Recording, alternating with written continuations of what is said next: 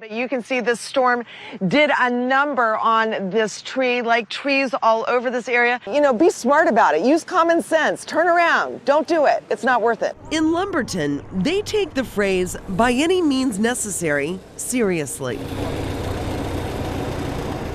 The second one here with the fence around it. Dwight Musto watches from the shoreline as his brother and neighbor check out homes still waist deep in water. It's ugly back there.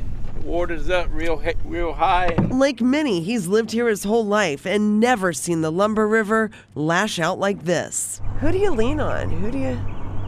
Well, I mean, as far as like it is so far it's been here, you kind of lean on one another the way it's been, really. Here, it's neighbors helping neighbors. Y'all want me to get your mail while I'm back here?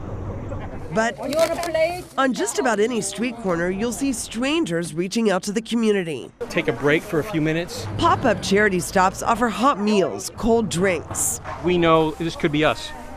You know, we were fortunate that the storm was 1 mile one way, 1 mile the other direction. Kind of them for coming down here and bringing food and helping out us. Small churches are leaning in. I have 3 kids with me. And lifting up those in need. I know it's going to be devastating for me when I go home because we haven't even been able to even get our home. Of course, there are large operations working round the clock. We're trying to get to 500 right now. So I think we might just actually make it here very soon. So I've tried to get out every day and get as much water as I possibly can just to have, because they're saying 2 to 4 weeks before we'll get any water. Residents are grateful for the help. Biscuits on 3. But worry it might not last. Because you never know. I mean, they may be here this weekend, they may not be here next week. They're trying to remain optimistic, but remember, they've seen how quickly their luck can rise and fall. David Howard has maintained his innocence since he was first arrested back in December of 1992. This day, well, he said it's a long time coming. There were the slow and steady claps, Daryl Howard's signal of freedom. And then there were the hugs, of course, one of the first between man and wife without shackles and handcuffs. For something like this to happen, you always got to have faith. You know, you always got to keep fighting. It took me a long time to get to this point. More than 21 years. And when Judge Orlando Hudson vacated the murder convictions, the tears came quickly for both Howard and his wife. I have no idea what this has been like. It's been a lot. It's just been so painful and stressful and overwhelming. I told him I didn't do it, and I fought every step of the way. Howard insists he's not angry. Right now, he and his wife are simply focused on one thing. I'm going home. Going home. You go in with faith and you expect it to happen. It's just that you have to go through the journey. And the journey has been long, but we made it, and now we're there. So we're just going to enjoy. Deborah, David, Emily Kissy says the city's codes or building codes aren't clear, and she says the city doesn't always enforce them. Kissy claims that this accessory building, which is actually scheduled to have another floor put on top of it, she claims it doesn't belong there and she wants it gone. Quaint bungalows line Cole Street in the Glenwood, Brooklyn historic neighborhood, but looming in Emily Kissy's backyard. It's called the Garage Mahal. Just because of how massive it will be, you know, from our property line, with that retaining wall, will be 33 feet tall. The builder properly applied for a city permit to build the 1,200-foot accessory structure, and the city granted it. Kissy says that never should have happened. That structure is currently illegal. This whole structure is supposed to be entirely in the rear of that house. Emails appear to back up Kissy's claim that the permit was improperly issued.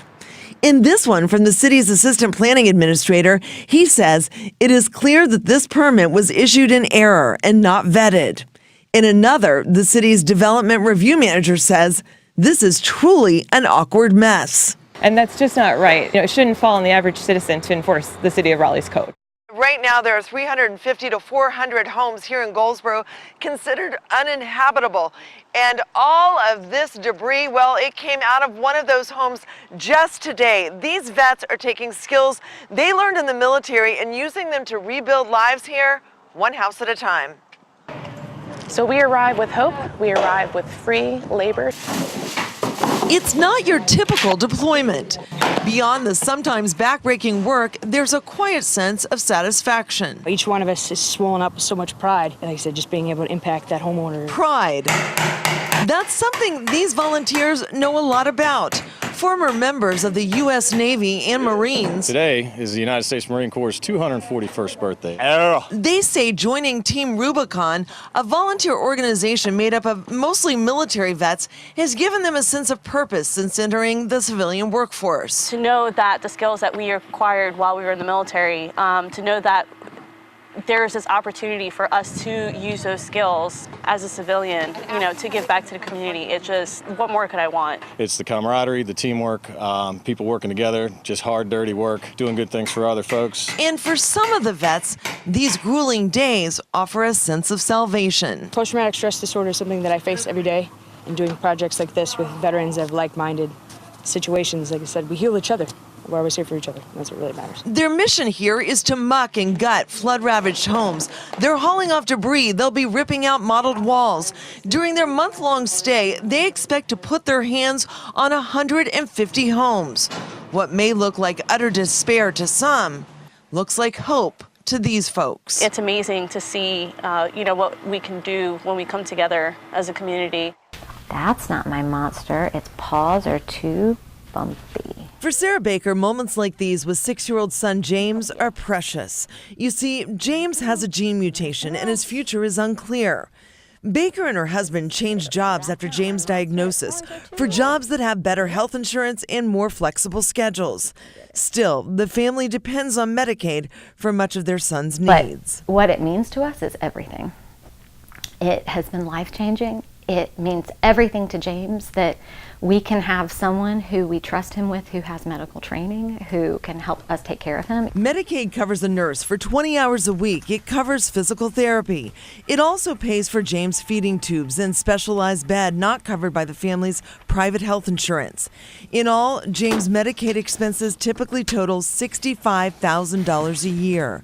Baker's worried about what they do without the coverage. I think I probably haven't slept since the news about the health bill came out. And it feels like the group of people that is most affected by this are the people or the children that they can't speak for themselves. Did you rape her? I did not rape her. Alan Artis doesn't mince words. He says he knows there's too much at stake. My name is all over the media, and that's hard to change. No, my kids, when I have kids, they're gonna be able to Google my name and that's gonna pop up. The 20-year-old is talking now because he says he needs to stand up for himself. Everything was completely consensual that happened that night. And that's the truth. I did not deserve to be raped. Delaney Robinson recently came forward on her own, holding a news conference criticizing UNC and its police force for their handling of the investigation. Robinson accused Artis of raping her on Valentine's night in an on-campus apartment. Her attorney pointed to bruises on her neck as proof of the assault. How do you explain the bruises on her neck? I'd assume they were hickeys, to be honest with you. You can sometimes hear Let's do it. Judge John Covelo coming before he ever steps in the courtroom. All right, what do we got? And these days, in his courtroom, you might see something that, well, makes you scratch your head and wonder. And he came in and said, we need to cut our hair for John. And that started the whole thing. And so it started, one happy head after another. They all look better than I do, even with their hair all cut off. I mean, I'll think, what is this? But anyway, so I thought they were crazy. No, no. I mean, I've been here 30 years. I love these people. You see, the thing is, the longtime district court judge was diagnosed with bladder cancer. You go like this. One day I got up and I thought, oh, I'm not going to lose my hair. And I went like this and I looked at my hand and all those hairs in your hand, Chemo treatment spurred him to shave his head.